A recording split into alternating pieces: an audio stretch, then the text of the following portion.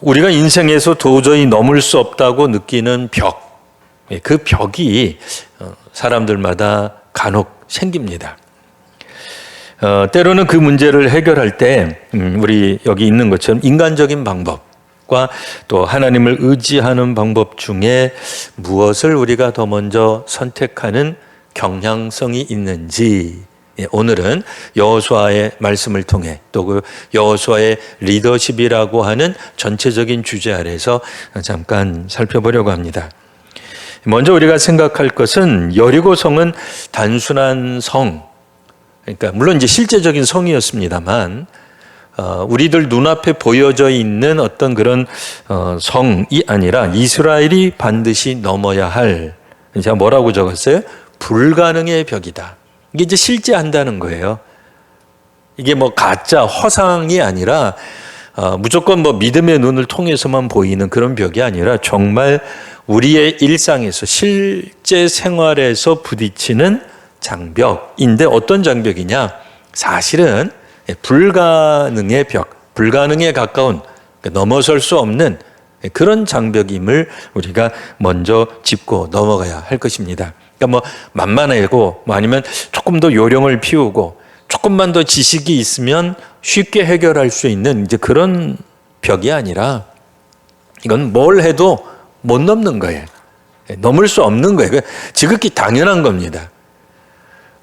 그러니까 이 벽을 넘는 것이 이제 관건이겠죠. 뭐 불가능인데 어떻게 그럼 가능하게 한다는 것이냐. 오늘 말씀을 한번 계속 보시면 6장 1절 여리고성의 상황 나오죠. 여리고성의 상황은 어떠했어요? 우리 같이 한번 읽어볼까요? 그 옆에 시작. 굳게 닫혔고 출입하는 자가 없더라. 이게 완전히 닫혔다는 거죠. 완전히 차단된 겁니다. 그러니까 어떻게 뚫고 들어갈 방법이 없어요. 물론 이제 우리가 아시는 바와 같이 여리고 정탐을 통해서 몇몇 정탐꾼이 몰래 잠입하는데 성공은 했어요. 근데 우리 성도님들 다 아시다시피 그게 완전한 성공이 아니었잖아요. 왜요? 여리고 성 관계자들이 눈치챘어요. 그래서 막 조사하잖아요. 어디로 갔는지 흔적을 찾아가지고 그 히브리인을 잡아내려고 하는 장면이 나옵니다. 그나마 몇 사람이 몰래, 사실은 아무도 모르게는 아니고 어쨌든 몰래 침투한 것까지는 가능했지만, 우리 아시는 바와 같이 60만 명이나 되는 히브리인들이 이 성 주변에 왔다 갔다 한다, 성을 들어간다, 그건 뭐 거의 불가능한 얘기죠. 근데 이제 하나님은 이 여리고성을 거쳐가라는 거예요. 그러니까 우회해서 가라는 게 아니라 거쳐가라고 하나님이 명령하신 거죠. 인간적으로 볼 때는 어때요? 공격이 가능해요? 불가능해요? 불가능해요. 이거는 뭐 여호수아만 아는 게 아닙니다. 여호수아 이하 모든 히브리 백성들이 다 알고 있는 내용이에요. 심지어는 하나님도 알고 계신 내용입니다. 자, 그러면 이제 우리가 질문해 볼 수 있죠. 자, 질문은 뭐예요? 하나님이 왜 이런 불가능한 상황을 주시고 또 왜 이 불가능한 상황에서 하나님이 역사하실까 하는 거예요. 기왕이면 좀 가능할 것 같은 뭐 50% 가능성, 뭐 아니면 20% 가능성, 뭐 이런 정도에서 하나님이 역사해 주셔도 좋을 텐데, 그러면 우리가 시도해 볼 만한 거는 다 시도해 보고 뭐 안 되면 그때 가서 하나님께 간구하든지 하면 좋을 텐데, 사실 앞뒤로 뭐 어떤 걸 재어봐도 사실 이건 불가능한 상황입니다. 자, 두 번째 보시면 하나님의 선언이 있습니다. 6장 2절 뭐라고 써 있다고요? 같이 한번 우리 그 유인물에 나와 있는 거 읽어보겠습니다. 시작. 내가 여리고와 그 왕과 용사들을 내 손에 넘겨주었으니. 이제 하나님의 말씀이라는 거예요. 아니, 여리고 성, 또 그 왕들, 용사들, 뭐 이 단어부터가 벌써 우리로 하여금 뭐 주눅들게 만드는 겁니다. 이스라엘이 비록 히브리 백성들이 60만이나 되는 사람들, 장정만 나왔다 손 치더라도 그들은 왕정 체제를 가지고 있지 않았어요. 소위 말하는 국가 단위. 물론 이제 이 고대 사회에서는 이 정도만 해도 뭐 어느 정도 국가 수준이 될 수 있을 거예요.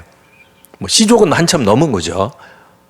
비록 작은 국가라 할지라도 국가 단위를 형성할 수 있을 만한 그런 숫자를 가지고 있었지만, 뭐 우리 아시다시피 이 안에 무슨 뭐 총리가 있었겠습니까? 뭐 국방부 장관이 있었겠습니까? 뭐가 있었겠습니까? 없어요. 네. 그러니까 소위 말하는 전문적인 전투 요원은 없었다고 볼 수 있습니다. 물론 오늘 우리가 읽다가 보면은 이렇게 무장한 사람들이 나오기는 합니다. 그러니까 근데 뭐 우리 역사적으로 아실 거예요. 이때가 어느 때냐? 청동기 시대인데요.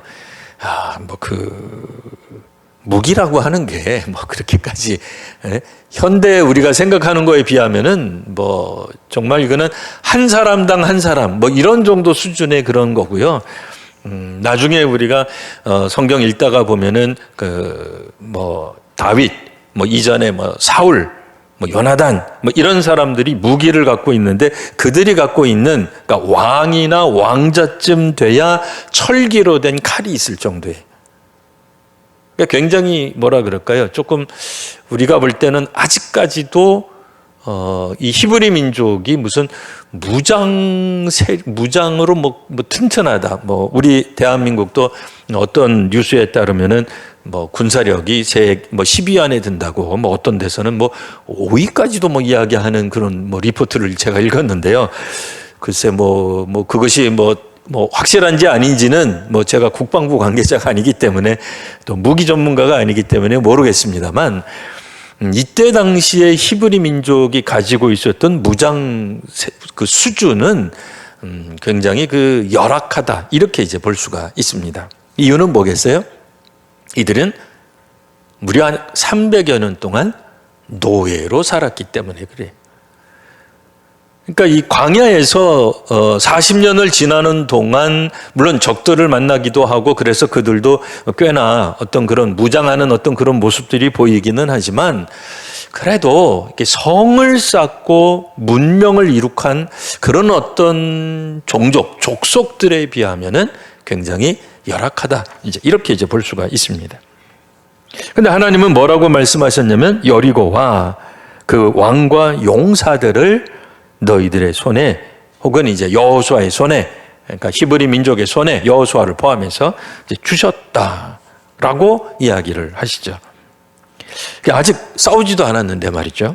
이미 승리를 선언하신 거예요. 믿지 않는 사람들이 보면은 이건 뭐 김칫국을 먼저 마셔도 한참 전에 마시는 거죠.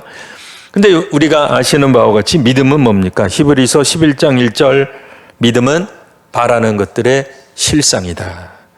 그러니까 믿음은 결과를 먼저 보는 것이. 그러니까 우리가 무조건 내가 원하는 것에 대한 믿음을 말하고 내가 바라는 것을 이렇게 투사하는 것이 아니라, 믿음은 하나님의 말씀에 대한 긍정, 신뢰예요. 거기서부터 믿음이 나오는 거죠.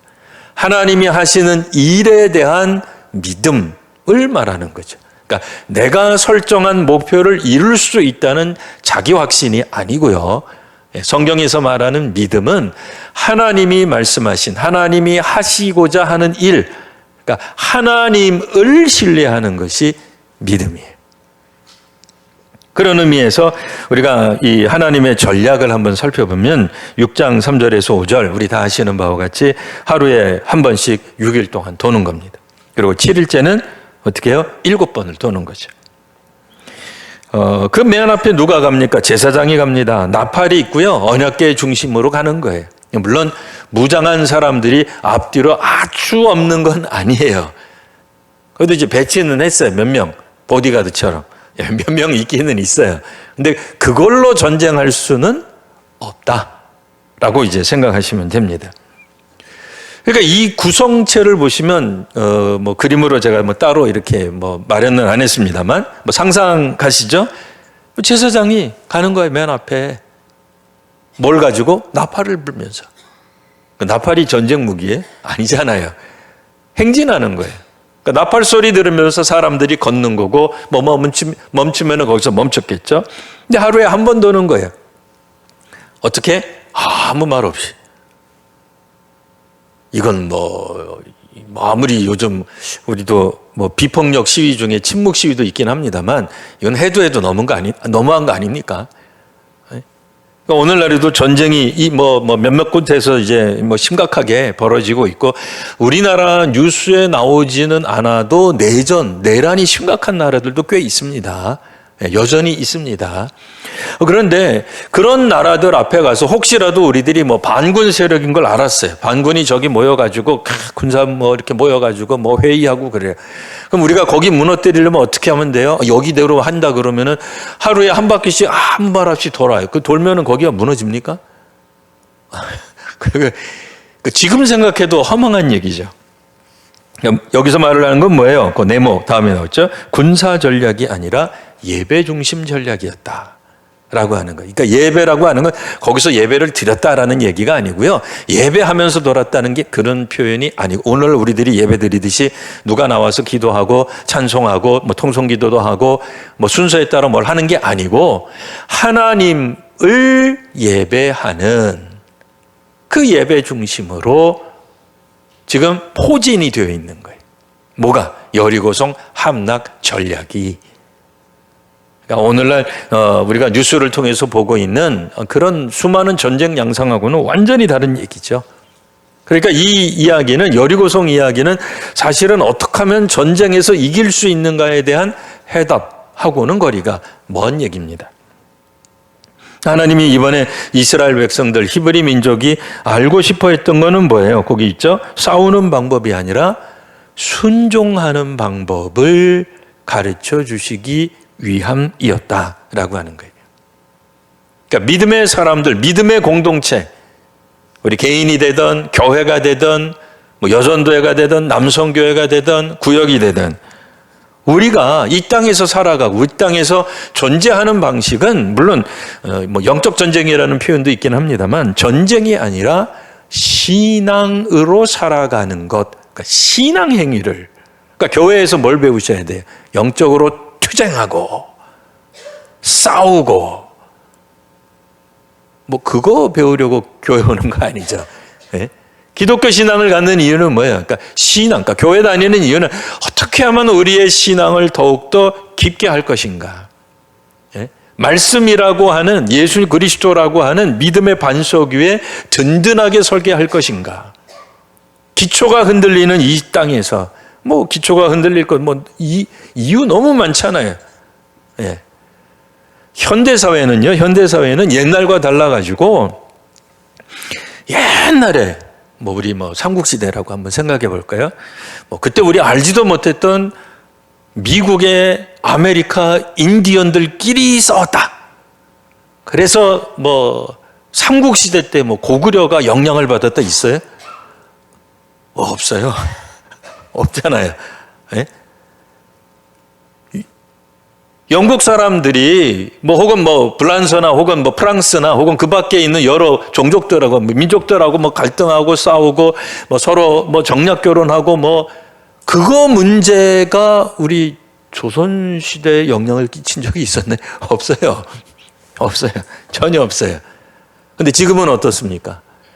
러시아하고 우크라이나가 싸우는데 우리나라 물가가 세계 물가가 들었다 놨다 이렇게 돼. 좀 잠잠해지려고 했더니 이번엔 또 이란, 또 미국, 이스라엘, 온통 다 문제가 생겨요. 네? 그 왜 그러겠어요? 그러니까 아무리 작은 나라라 할지라도 이스라엘은 국력으로 보면은 어떨지 몰라도 그들의 어떤 가지고 있는 영역 보면은 미국이나 러시아에 비하면 훨씬 소규모 국가. 그런데도 이스라엘이 뭔가를 얘기를 하면 세계가 또 흔들려 버려요. 그렇죠? 대만도 마찬가지예요. 중국은 대만을 중국 땅이라고 이야기를 하고 또 우리나라 역대 정부 중에서 대만을 타이완으로 부를 거냐 자유중국이라고 부를 거냐 아니라 지금처럼 중국 가로 열고 가로 닫고 대만 이렇게 부를 거냐 여러 가지 정치적 성향이 다르지만 대만이 한번 우이씨 하면은 그것도 우리한테 영향을 끼쳐요. 우리뿐 아니라 전 세계에 영향을 끼쳐요. 네. 그러니까 이란의 문제가 계속되는 거는 거기에서 나오는 원유가 중국이 가장 많이 이제 이렇게 하는. 어쨌든 이란과 미국만의 문제가 아니고 이란에서 나오는 석유가 여러 세계로 가기 때문에 단지 두 나라만의 문제가 아니라 온갖 나라들이 수만 가지로 다 얽혀 있어요. 네. 그래서 단순하게 누구 때문에가 아니에요. 굉장히 복잡해요. 그러다 보니 당연히 우리들로서는 이 땅에서 생존하기가 중요한 과제가 되죠. 살아남는 게 중요한 과제예요. 근데 이게 시대랑은 관계없이 이 교회만 오면 무슨 얘기를 해요? 지금처럼 전쟁이 아니라 전쟁을 배우시는 게 아니라 싸우는 법, 이기는 법을 가르쳐 주는 게 아니라 신앙하는 법을 가르쳐 주기 위해서 하나님이 오늘 우리가 읽고 있는 여호수아 6장의 상황이 벌어지고 있다 라고 하는 것입니다.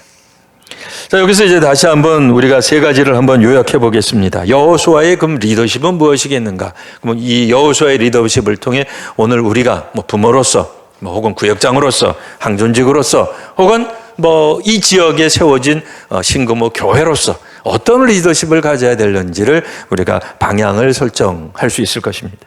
첫 번째 한번 읽어볼까요? 굵게 돼 있는 것만 읽으면 됩니다. 자, 시작. 말씀을 그대로 전달하는 리더. 이게 중요한 거예요. 리더는 자기의 생각을 섞으면 안 돼. 성경 여러 곳에도 나오고 있습니다만 계시록에도 나오잖아요. 주께서 마지막 때에 주신 말씀에 대해 더하거나 빼면 안 되는 거예요. 사실 선지자도 마찬가지였어요. 구약의 선지자, 신약 시대 때도 마찬가지고요. 지금 시대도 마찬가지입니다. 하나님의 말씀, 하나님이 하신 말씀을 사실 왜곡하면 안 돼. 근데 이게 정말 어려워요. 쉽지 않아요. 왜냐면 우리가 살아온 문화가 있어요. 우리가 살아온 역사 경험이 있고 신앙 경험이 있어요. 그러니까 우리가 하나님의 말씀을 대할 때 우리는 문자 그대로 순도 100%의 복음을 전하겠다라고 얘기를 하는데 그게 되냐 말이야. 안 돼요. 오죽하면, 이건 우스갯소리로 하는 거니까 너무 긴장하지 말고 들으세요. 기름도 기름 세계에서 진짜 기름이 있습니다. 어떤 기름이죠? 참기름. 복음도 교회들마다 다 복음을 외치고 목사님, 구역장님, 전도사님 다 복음을 외치는데 진짜 복음이 있어요. 어떤 복음? 순복음.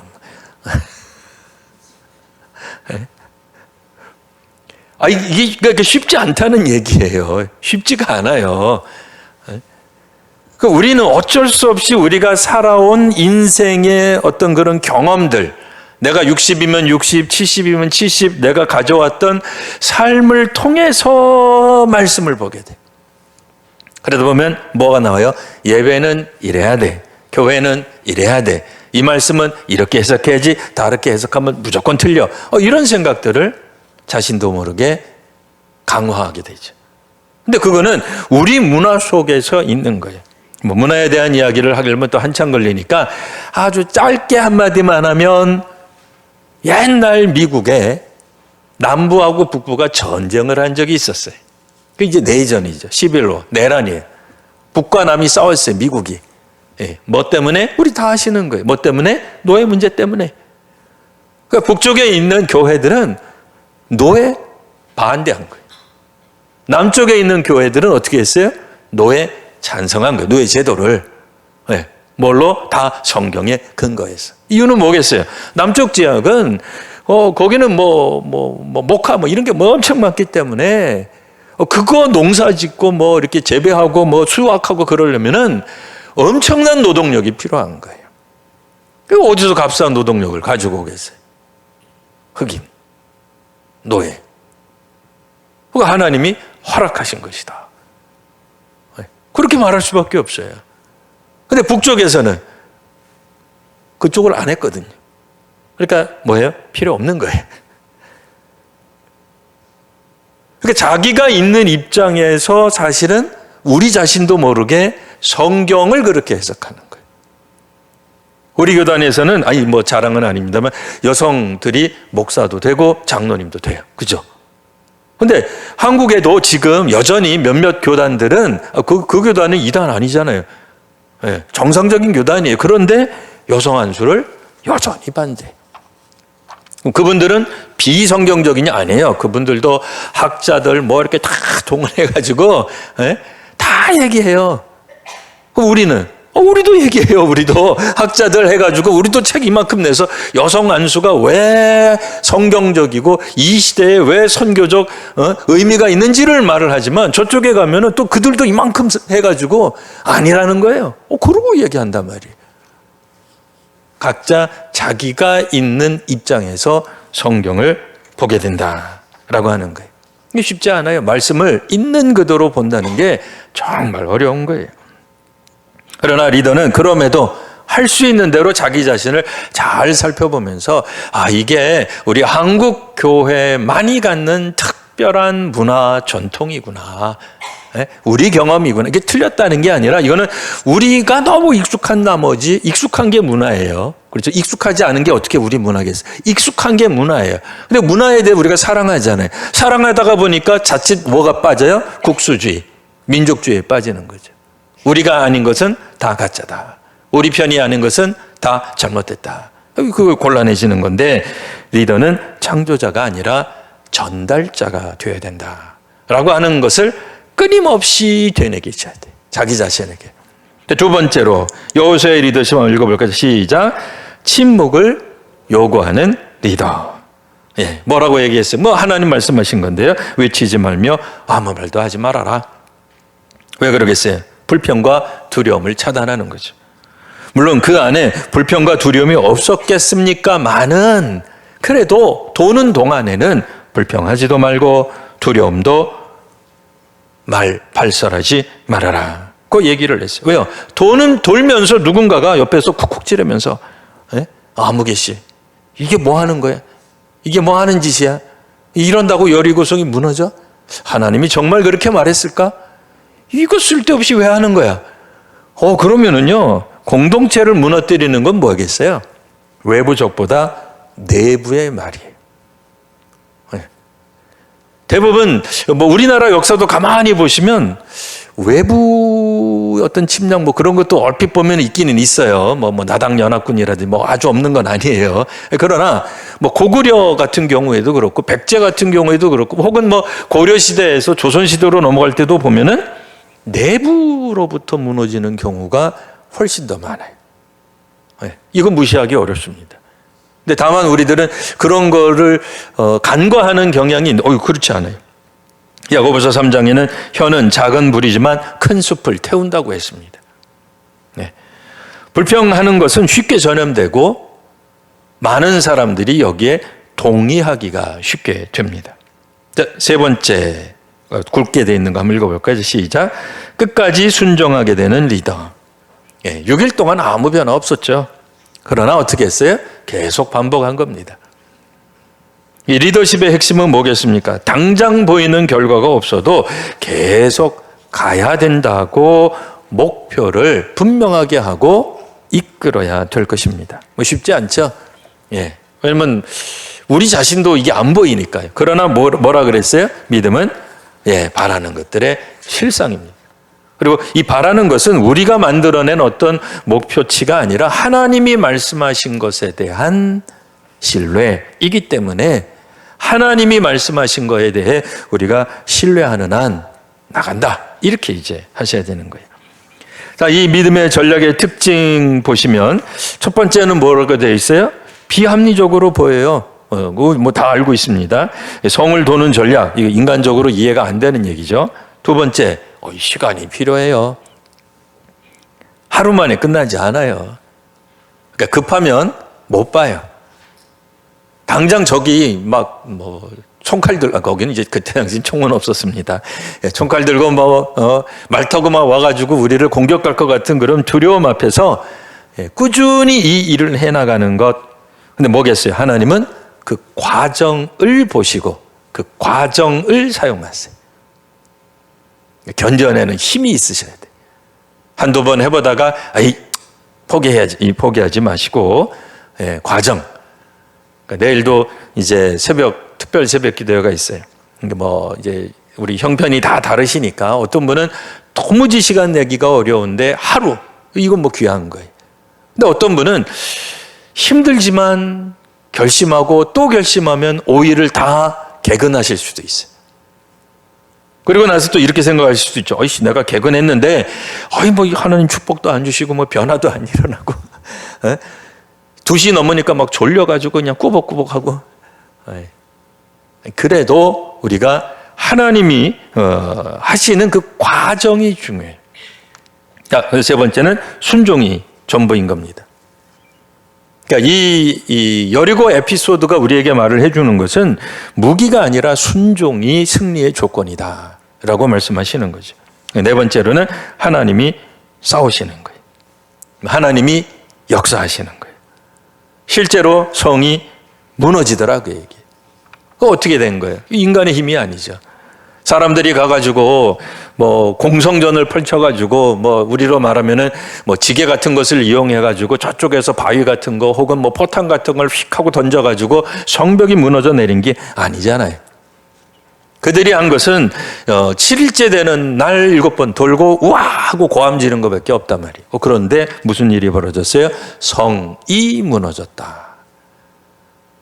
그러니까 그런 일이 실제 하게 되는 것을 보여주심으로써 이게 왜 필요했을까? 답은 이렇습니다. 우리가 잘 아시는 바와 같이 그 요단을 건넌 것은 소위 말하는 출애굽 2세대예요. 출애굽 2세대는 누구냐면 광야에서 태어났거나 애굽에서 태어났다 하더라도 홍해를 건널 때 어린아이였던 사람들이.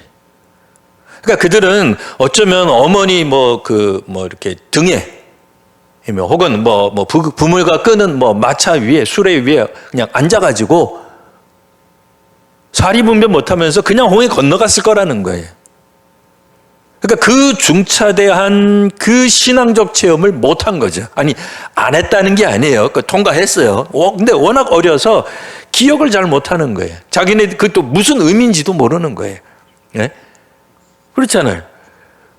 그리고 심지어는 광야에서 태어났는데 부모들이 태어나자마자 자꾸 얘기하는 거예요. 뭐라고? 6월절 지날 때마다 우리가 말이야 너희 조상 때부터 애굽에서 나올 때 홍해를 착 하고 건너가. 본 적이 있어야지. 본 적이 없잖아요. 네? 물론 그 시절에도 만나와 메추라기가 주어졌고요. 하나님의 불기둥과 구름 기둥이 없었다는 게 아닙니다. 있었지만 그럼에도 이들이 본격적으로 이 신앙적으로 자기네들이 정말 헌신하고 결단하고 순종하고 하면서 벌어지는 것들에 대한 어떻게 보면은 마치 홍해 사건과 같은 그런 아주 드라마틱한 다이나믹한 사건이 뭐겠느냐? 여리고 사건인 거죠.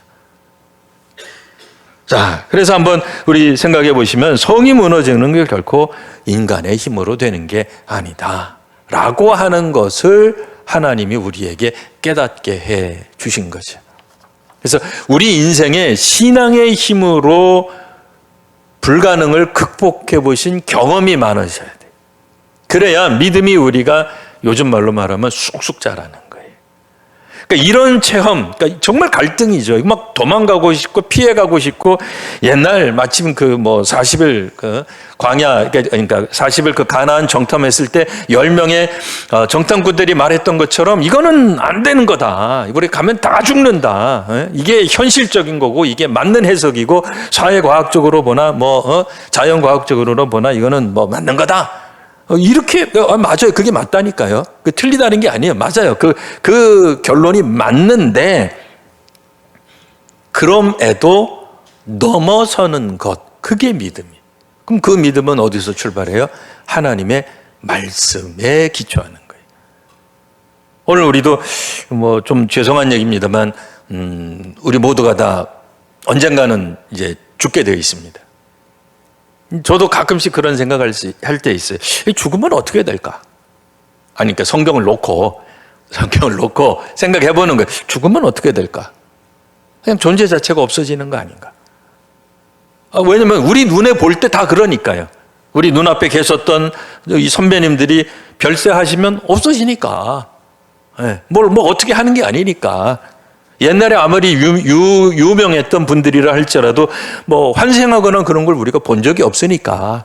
그러니까 나도 죽으면 그냥 존재가 사라지는 것 아닌가. 뭐 온갖 생각 들잖아요. 근데 우리는 뭘 믿어요?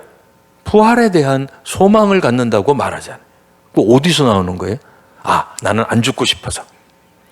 이렇게 이 세상 끝나는 것은 있을 수 없어서. 그래서 우리가 결단하고 만들면은 그게 되는 거예요. 그거 아니잖아요. 그러니까 정말 그러니까 인간적으로는 세상적으로는 믿을 수 없지만 예수님이 이 땅에 오신 하나님의 아들이라고 믿는 믿음에서 시작하는 거거든요. 그 믿음을 누가 출발했어요? 제자들이 고백했잖아요. 그리고 우리는 한 번도 2000년 전에 가서 그 무덤, 빈 무덤을 본 적이 없어요. 그 누가 봤어요? 우리는 본 적이 없어요. 그들이 증언하는 것을 우리들이 따라서 같이 증언하는 거예요. 그리고 그 증언을 누가 확인시켜 주세요? 설명 불가능하지만 성령님께서 확인해 주시는 거죠. 그러니까 믿어진 거죠, 그게. 동정녀 탄생이 이게 논리적으로 믿어지세요? 아니, 이성적으로는 믿어지는 얘기가 아니라니까요. 그게 이성적 판단에서는 할 수 없는 얘기예요, 그게. 근데 우리는 어느 순간 믿어지기 시작한 거죠. 이게 믿음의 영역이 분명히 있는 거예요.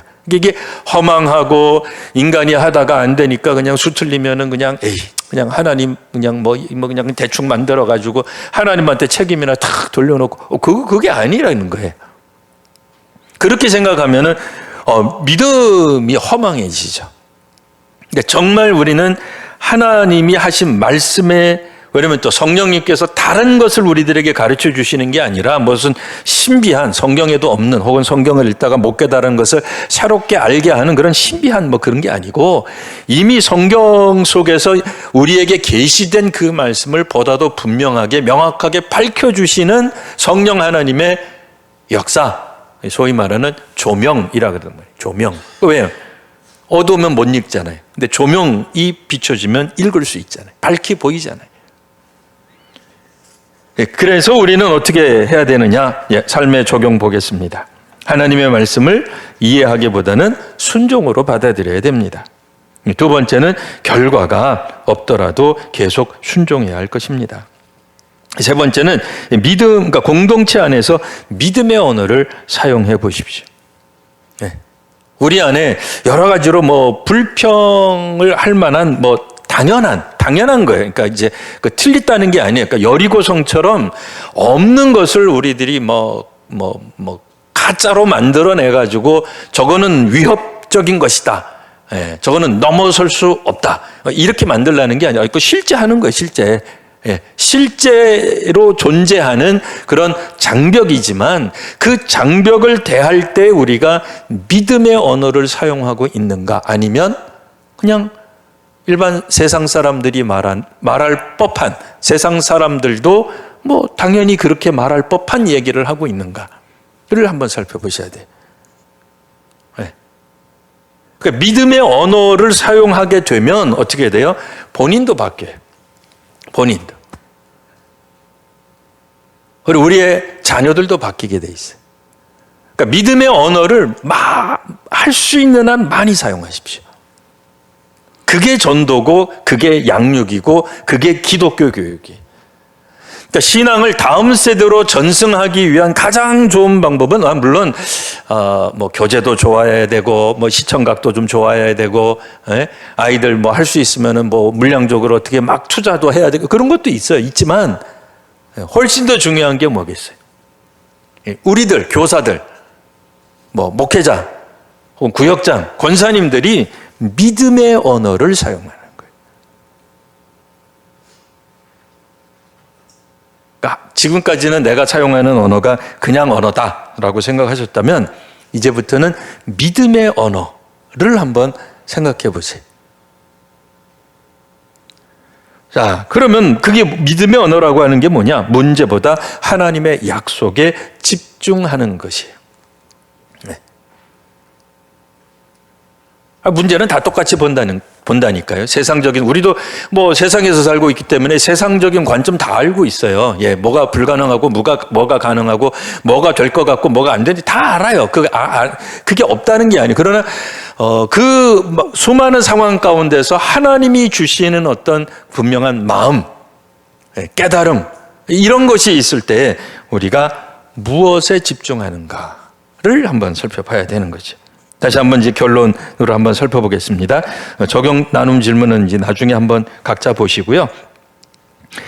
여리고 전투의 핵심은 어떻게 싸웠는가가 아니라 뭐라고 되어 있어요? 누구의 방법으로 싸웠는가입니다. 싸웠다 그러니까 좀 여전히 전투적인 것 같고 전쟁하는 것 같긴 합니다만 우리 내용은 다 아시니까요. 이렇게 아무것도 아니었죠. 어떻게 보면 도는 거였으니까요. 인간의 전략은 뭐예요? 노력 중심이에요. 노력해야 된다. 그게 맞는 말입니다. 그러니까 제가 인간적이고 세상적이라고 해가지고 다 그런 얘기는 아니에요. 예, 그렇게 또 오해하시면 안 됩니다. 인간의 전략은 당연히 이 땅 위에서 살아가는 동안 어떤 부족, 어떤 공동체, 어떤 사회, 어떤 민족이든 노력하라고 얘기를 해요. 예. 그게 자본주의 사회가 됐던, 공산주의 사회가 됐던, 뭐가 됐든, 아니, 그 사회마다, 그러니까 인디언 사회가 됐던 그 사회에서 생각하는 그 노력이라고 하는 게 있는 거예요. 그런데 신앙 공동체는 무엇이냐? 하나님이 이 신앙 공동체인 히브리 민족, 그건 이제 구약 시대 때고요. 신약에서는 예수 그리스도의 제자들, 우리들이죠. 교회를 이끄시는 하나님의 전략은 뭐냐? 순종 중심이라는 거예요. 하나님께 대한 순종. 자, 그래서 승리는 무엇이다? 한번 읽어볼까? 시작. 능력의 크기가 아니라 순종의 깊이에서 결정됩니다. 예. 자, 우리가 이제 어떻게 순종해야 될까? 이런 부분을 이제 조금 더 많이 관심을 가지시고, 우리의 언어가 믿음의 언어를 보다 더 많이 사용하느냐. 그러니까 처음부터 이게 또 연습하고 훈련하고 또 이렇게 하지 않으면 쉽지 않아요. 하지만 좀 더 우리 자신이 하는 그 언어에 대해서 한번 깊이 생각해 보세요. 그래서 이번 한 주간은 물론 다른 것들도 많이 필요하겠습니다만 우리가 어떤 말을 하고 있는가, 그리고 그 말이 우리들이 지금 사용하는 말이 믿음의 언어인가, 아니면 그냥 세상 사람들이 누구든 할 수 있는 그런 정도의 이야기인가 한번 살펴보시는 그런 시간 되시면 좋겠습니다.